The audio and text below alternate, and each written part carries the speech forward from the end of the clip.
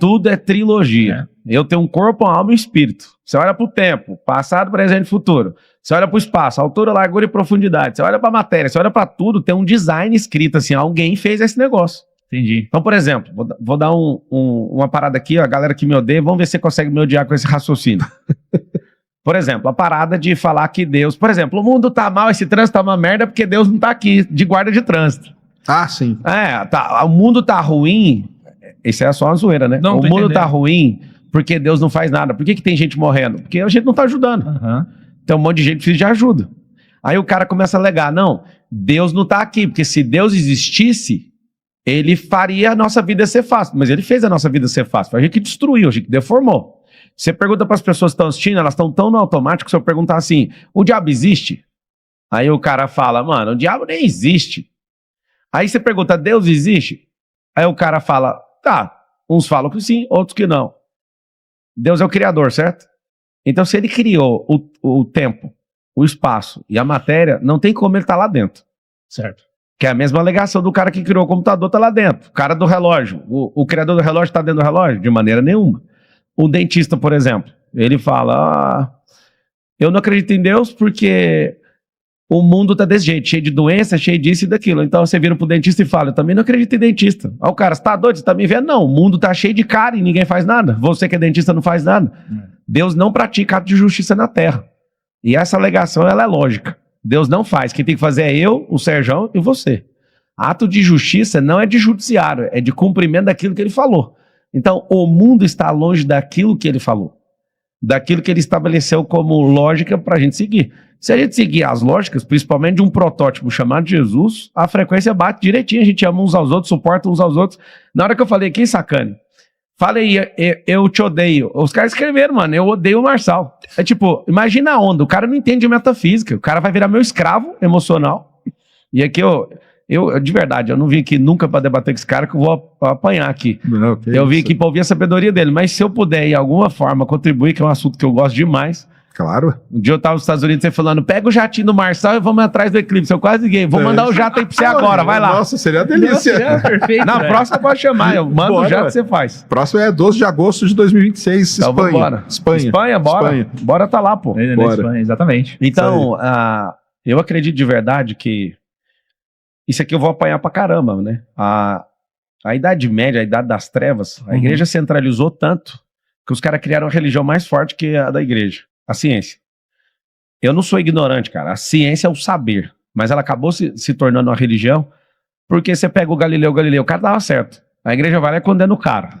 Aí passa 400 anos depois, os caras descondenam ele. Tá doido? Pediram desculpa, né? Pediram desculpa. Como é que você pede desculpa pro cara que você condenou, mano? Depois, salvo engano, foi um papa da nossa geração que revogou, né, a condenação dele. João Paulo II. Pô, Tocou no assunto. aí o cara, não, mano, você quer ser perdoado? Então para de falar essa loucura. Não, mas eu tô certo. O cara tava com a teoria na cabeça, só que a igreja centralizou tanto que ela criou esse movimento contra a igreja. Ah, sim. Então, essa parada do pró-ciência, não é? Tem uns caras que é tão ignorante que eles são contra a ciência. Só um bobo pra ser contra a ciência. Olha o eletrocardiograma, olha as calculadoras que a NASA, que a SpaceX usa pra mandar espaçonaves. Tá doido aquilo ali. Não é coisa sobrenatural, olhando para um humano mediano e comum. Agora, o cara rejeita a ciência pra defender o que ele não entende. Cara, se o cara for ponderado, o que você pensa? Se o cara for ponderado, ele rejeita a ciência, rejeita Deus? Eu acho que Não tem, de né? maneira nenhuma. Não, isso é um negócio que eu já falei isso aí várias vezes, eu falo, né? Não existe essa disputa, entendeu? Tanto que, se você pegar assim, existe uma falsa impressão de que a maior parte dos cientistas são ateus. Não são. A maior parte dos cientistas creem em alguma coisa. Os ganhadores do prêmio Nobel, mais de 85%, eles têm alguma crença. Meu orientador de mestrado e doutorado é o cara que é sumidade na área dele. Ele é monge budista, entendeu? Então, assim, no meu ponto de vista, nunca existiu nisso aí que você falou, isso aí foi verdade. Isso aí foi uma disputa que foi criada para meio que quebrar a sociedade ali. Mas essa disputa não existe, entendeu? Não existe disputa entre religião e ciências. Não. Cara, é igual assim, você pode muito crer em Deus, orar, fazer sua oração todo dia aí na igreja e tal, e do outro lado aqui, cara, você ser um pesquisador de física, de astrofísica, da área que for, e tentar buscar dentro da ciência as respostas para aquilo. uma coisa não tem interferência na outra. Agora, isso aí é verdade. Foi que eu acho que essa disputa foi criada porque em algum momento foi interessante ter essa disputa aí. E deixar o pessoal disputando um contra o outro. Mas hoje, assim, no meu ver, não faz sentido, entendeu? Porque o pessoal me chama assim, vem aqui debater. Cara, eu não vou debater, cara, porque tá tudo bem, cara, a pessoa acredita no que ela quer, se ela tá feliz com aquilo, se aquilo lá faz bem pra ela. Porque eu acho que é uma coisa mais da pessoa. Se tá bem com ela, aquilo ali, quem sou eu pra falar, para de acreditar nisso e acredita no que eu vou te falar? Mesmo, não faz sentido isso, sabe? Na verdade, tem a crença e tem um fato. Se a gente discute crença, nós não vamos chegar em lugar nenhum. Agora, se o cara tá aberto a transformar a crença dele em fato, por exemplo, nós vamos discutir, o cara fala assim, a Lua tá aqui dentro do domo. Mano, a Lua tá a 450 mil quilômetros, mais ou menos, 400 mil agora, esses dias. Esses dias aqui no céu de Alphaville, eu chamei minha esposa e falei, o que você tava fazendo? Ela, tô aqui. Aí tem um meme muito massa, que a mulher liga pro cara e fala, amor, olha a Lua. Já viu? Já vi. Eu até postei, mano, a galera ficou indignada. Eu olhei pro céu e falei, Carol, a gente tem que ver a Lua. Eu vou chamar o helicóptero e nós vamos. A gente foi ver ela lá em Itu. Cara, na hora que ela viu essa Lua, ela ficou doida. Eu falei, ela está a 27 mil quilômetros mais próximo da Terra, só vai repetir isso em 2042. Eu tive que te trazer aqui. Levei um vinho, um pastel de carne e queijo no helicóptero e ela pirou. Ela, cara, você é muito doido. Nunca imaginaria a gente tá vivendo um negócio desse. Você fala pra um cara, o cara ignora cálculo, o cara ignora a medida espacial, ignora tudo que é astrofísico. Aí o cara, em nome da ignorância, em nome de uma crença que nem foi morta, porque toda crença tem que morrer. Toda crença tem que morrer. Eu fui para Israel agora, já tem alguns anos, né? Desde 2019.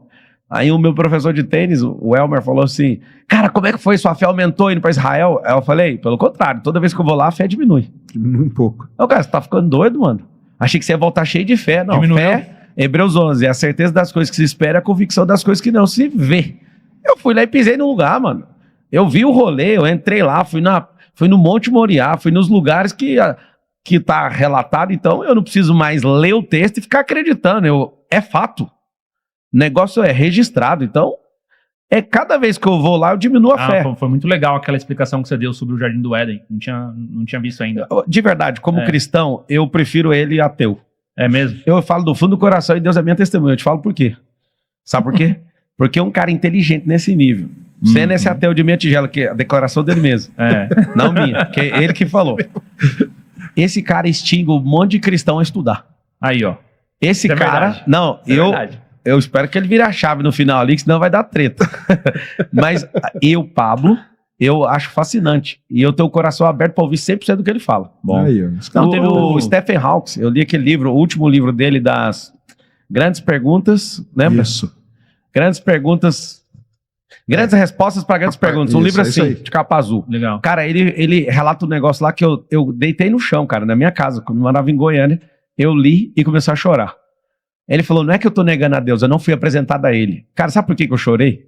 Porque os caras que têm relacionamento com Deus, com Jesus, com o Espírito Santo, ao invés de se encher e apresentar essa atmosfera, essa energia para as pessoas, querem bater nos outros.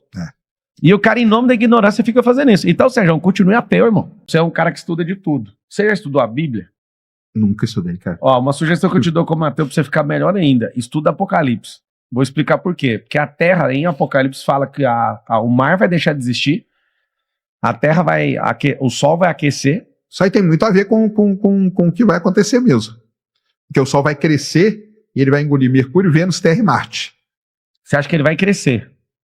Não, na Bíblia fala que ele vai apagar. Então, mas depois ele apaga. Tem muita coisa, a astrofísica com o Apocalipse tem muita coisa em comum. Sim. Pode ser, porque é o jeito figurado da Bíblia escrever, obviamente, né? A ideia, o Sol, o que vai acontecer com ele? Ele vai virar uma gigante vermelha e ele vai engolir Mercúrio, Vênus, Terra e Marte. Depois que ele fizer isso, aí ele apaga. Ele vira uma anã branca, que é uma estrela apagada. Aí você sabe o que está escrito lá em Apocalipse? Não, manda aí. Quando ele apaga, o próprio Deus, o Criador, ele desce do céu em mar acessível e ele vai ser a luz, do jeito que ele foi em Gênesis 1. A galera fica surtada. O que tem muito a ver também, porque é o seguinte, a anã, ó como que é interessante, né? A anã branca, ela não funde elemento químico, igual está acontecendo agora no Sol. Como que ela brilha? Ela brilha com o calor que ela guardou durante a vida dela toda. Uau. Então dá para fazer toda uma relação com... Muita gente já me falou desse lance do Apocalipse aí. Não, a parada massa que eu sugiro que você estude, que vai linkar com... Que você é o cara que tem esses drivers todos. Gênesis 1 e 2, que é a criação e a formação, e Apocalipse 21 e 22, que é o fim. É tipo o recomeço. Por exemplo, Quando Deus fala e disse Deus haja luz, ele não criou o sol. O sol não foi criado ali, ele estava criando o universo. O sol, que é um sistema, nós temos alguns tipos de tempo, tem um tempo que aí é bíblico, essa parada do kairos, eu não sei se cientificamente isso tem correspondência, mas tem um kairos, que é esse tempo fora do tempo, que aí é como se fosse outras eternidades, e tem o cronos, o tempo que a gente responde ao sol. A galera às vezes não sabe, mas o tempo que a gente responde ao sol, né? A distância que a gente tem do sol é a velocidade que a gente gira em torno de nós mesmos. Então, por exemplo, você vai pegar... tem planeta que leva 84 ou 88 anos para dar uma volta no sol. O planeta demora até muito mais. Tem planeta que leva 88 dias. Uhum. Ou seja, é em relação à distância ao sol. Então, o nosso tempo, chamado Cronos, que é conhecido na Terra pelos roceiros, que eu já fui de semeador e colheita, é o tempo que a gente tem diferente em cada planeta, de acordo com a distância que tem do Sol, certo? Certo. Então, vamos olhar que louco. Quando fala assim, ó, e Deus disse, haja luz, ele não fez o Sol, ele explodiu o universo. Da onde saiu? E até um padre, né, que criou a teoria do Big Bang. Jorge Lamata. É um padre que criou isso. Tem gente que pergunta, não, mas se é cristão, você acredita no Big Bang? Rapaz, o cristianismo veio com Jesus. Eu sou imagem e semelhança do Criador. Ele disse, haja Big e houve Bang. É isso pra mim e acabou. Até que não tenha as camadas desconhecidas da física que o Stephen Hawking fala, se ele não dá conta de explicar, por que eu tenho que ter todas as respostas? Não, é lógico. Eu tenho que mergulhar na minha ignorância e falar, peraí, de que o Sacani sabe que eu posso sacar? O que o Marçal sabe, pelo menos de Bíblia ali, que dá pra gente pegar? Por quê? Porque são fragmentos que apontam para uma realidade. Deus, então, quando fala haja luz, ele não cria o sol. O sol só aparece no quarto dia em Gênesis. Aí ele fala, vou criar o lumiar para governar o dia, governar a noite. A coisa mais doida da criação é que até o sexto dia não tinha noite. Por que não tinha noite? Porque o Deus vivo estava lá na criação. Por que eu estou falando isso? Isso não é questão de evangelismo, não. É questão de lógica. Porque o Moisés, sendo um cara falando em aramaico, acertar aquilo ali é absurdo. Uhum. Não tem como. É impossível. É 10 elevado a 138. O que me chama a atenção na Bíblia, Sacane, já fui religioso, não sou mais, é que a Bíblia, ela tem 737 eventos que são chamados de profético e 97 deles foram concluídos. Então, matematicamente, é um livro absurdo. E os 3% que não foi concluído é porque não está no tempo. Não tem nada fora do tempo sem ser concluído. Então, é por isso que eu humildemente dessa sugestão, sabe por quê? Porque na Bíblia fala o seguinte, que o Sol vai superaquecer e vai apagar. E o Sol hoje, ele tem 6 trilhões de bombas de Hiroshima de explosão por segundo. Para quem quiser saber a dimensão do Sol, desculpa eu estar falando assim, porque às vezes você acha que eu sou só um idiota que fica falando em corte aí, mas é um dos assuntos que eu estudo desde a adolescência e amo. Quando falaram assim, vamos fazer um podcast com o Sacani, eu falei, mano, o Sacani, eu saco as paradas dele. Seguinte, no Sol não é uma bola de fogo, igual te ensinaram, você imagina. Lá é uma fissão de gás, de gás hélio. Né? Então ali é uma fissão nuclear de gás hélio. E a correspondência matemática no seu cérebro, pra você entender o que é o Sol tem 6 trilhões de bombas de Hiroshima de potência por segundo. Então, a cada segundo, 6 trilhões de bombas de Hiroshima estão explodindo lá. Ou seja, é uma máquina, certo? Aí você pega Apocalipse. Humildemente eu sugiro, por quê? Por conta da matemática bíblica. De 97% já está concluído, Sim. Os 3% que falta é porque falta gatilho para ativar. Aí o que fala? Olha que louco. Eu acho isso louco demais. Fala o seguinte, que vai chegar o dia que o Sol não vai mais existir, nem o mar. A Terra já foi purificada com água, tanto é que no topo das colinas, já fui nas maiores que tem no mundo, e falta só no Nepal. Tem calcário, sim ou não? No topo. Ou seja, a água do mar já subiu, igual fala no dilúvio. Uhum. Mas a parte doida. Aí ele fala que a Terra vai ser purificada no fogo, então faz todo sentido o que você falou. Sim. Da gente ser engolido, e depois da purificação por fogo, essa quantidade de bombas nucleares, que é 6 trilhões por segundo, de bombas de Hiroshima, ela apaga, e está escrita a coisa mais doida que o João viu, lá na ilha de Patmos, que eu tive lá também. Recomendo um dia vocês irem lá. Foi um dos lugares mais loucos que eu já pisei na Terra. Quando isso acontecer, vai descer o Criador, aquele que era, que é e que há de vir, que está fora da criação. O Criador do relógio, pela primeira vez, entra no relógio. Ele entra no relógio, e aí, como foi no primeiro dia da criação, no segundo e no terceiro, antes de criar Sol, ele é a própria luz. Está escrito exatamente assim. Então, a gente não pode usar um ateísmo para deixa um fragmento tão violento, escrito em 3 línguas, 40 autores, não faz o mínimo sentido. Foi escrito em aramaico, hebraico e grego koiné, a Bíblia. Aí você fala, cara, em nome do ódio que eu tenho com a sua ignorância, porque o cara que estuda ciência sabe mais. Só que ele sabe mais por fragmento. A Bíblia está lá com assertividade de 10 elevado a 138, atemporal, com 40 autores, 4, 5 mil anos de história. Os caras carregavam os códigos, mesmo que eu não tinha escrito, o trem é um absurdo. Aí a parte mais doida, que é o que ele sabe, que são as projeções que a NASA já apontou, e todo estudo de Stephen e companhia, é que vai chegar o dia que o Sol vai deixar de existir. E o Sol deixa de existir, Deus entra e ele entra, entre aspas, dentro dessa eternidade, dentro do nosso tempo. Aí muda o tempo. Eu acho isso louco demais. Mas isso daí é o final de Apocalipse, como você falou. É, o capítulo 1 de Gênesis é criação, capítulo 2 é formação. Eu estudei um pouquinho de teologia também. Eu ia ser pastor, pra você ter uma ideia. Graças a Deus, ele não me chamou para isso. Mas eu entendi a Bíblia. Eu fui estudar. Você estudou, né? Eu estudei. Eu fui lá, entrei no seminário da igreja, estudei, apaixonado na Bíblia. Desde pequeno. Mas sabe o que eu amo? Eu amo a lógica. Porque todo milagre é lógica, a Bíblia inteira é lógica, tudo isso é lógico. Topa estudar Apocalipse? Vou dar uma lida, assim. Vou dar uma lida. Bom, sim. Tá parecendo... Mas o Rodrigo Silva já falou para estudar Daniel, né? Que Daniel, Livro de Daniel, é verdade, tem muita então pra gente com ciência. Quem falou? E tal. O Rodrigo Silva. Cara, o livro de Daniel é máquina. Então, ele falou Mas pra aí estudar. o Rodrigo Silva, o livro de Daniel tem a ver com alienígena, né? Tu Com falou que seres tem de um monte outros de coisa, planetas. E o Apocalipse, muita gente já me falou isso, quando eu explico qual vai ser o fim do sol, pessoal fala, caramba, isso aí tá escrito em Apocalipse. Obviamente que é não desse jeito, mas na linguagem ali que dá pra você fazer essa relação aí que você fez mesmo. É isso mesmo. E se eu puder contribuir em alguma coisa Claro. na vida do Sacani, que eu gosto muito, deixa isso aqui registrado. Apocalipse 21, 23. O sol e a lua não existirão mais na Nova Jerusalém, porque a própria glória de Deus a ilumina, e o Cordeiro, que é Jesus Cristo, e a sua lâmpada criando uma cidade de luz eterna, onde não há noite. Isso aí. Por que essa parada ela faz muito sentido? Porque o João escreveu isso aqui por volta de 85, depois de Jesus, lá na ilha de Patmos, na Grécia. É uma caverna, cara, você vê a energia de lá, é louco. Eu quase... Como é que eu falo isso para não ficar pai, eu corto, querido. Eu queria ser esses caras de riponga, de cristal, para ver como é que eles enxergam a energia, saca? Eu sou muito movido por isso. Eu vou nos lugares, eu gosto de acessar. Tem um lugar massa para você ir, se você achar isso conveniente. Se você for estudar, você vai parar lá.